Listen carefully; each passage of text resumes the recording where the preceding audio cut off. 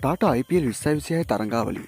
තවත් එක් ප්‍රබල තරගයක් ලක්නෝ සුපර් ජයන්ට්ස් සහ කොල්කතා නයිට් රයිඩර්ස් අතර තරගය කොල්කතා නුවර ඊඩන් ගාර්ඩන් ක්‍රීඩාංගණයේදී පැවැත්වුණා. මුලින්ම කාසිය වාසි දිනාගත් ලක්නෝ සුපර් ජයන්ට්ස් නායක රිෂබ් පාන් මුලින් පන්දු යැවීමට තීරණය කරමින් පන්දුවට පහර දීම සඳහා කොල්කතා පිටිකරුවන්ට ආරාධනා කර සිටිනවා. පවර් ප්ලේ අවස්ථාවේ ලක්නෝ පන්දු යවන්නන්ගේ ප්‍රබල අභියෝගය හමුවේ කොල්කතා ආරම්භක පිටිකරුවන්ට එතරම් සාර්ථක ආරම්භයක් ලබා ගැනීමට හැකියාව ලැබුණේ නැතත් නායක අජින්ක්‍ය රහානි හා අනික් රාග්වංශී හා එක්ව ගොඩනැගූ අනර්ග සම්බන්ධතාවය නිසා ලක්නෝ පන්දු යවන්නන් හමුවේ අසීරු සහගත වුවත් යම්තාක් ලෙසට සාර්ථක වීමට කොල්කතා ක්‍රීඩකයන් සමත් වුණා.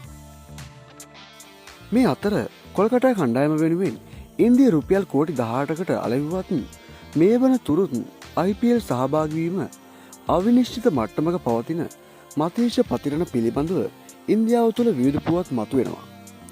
සමාජ මාධ්‍ය තුළ මතීෂ වෙනුවෙන් පළ වූ පෝස්ටුවක ඉන්දිය ප්‍රේක්ෂකයෙක් පවසා තිබුණේ මතීෂ පතිරණ කියන්නේ ලකුණු මැෂිමක් බවයි.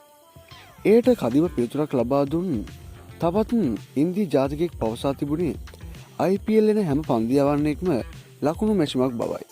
නමුත් මොමෙන්ටම් එක තියාන අවශ්‍ය විකට් ගන්න හැමෝටම බෑ.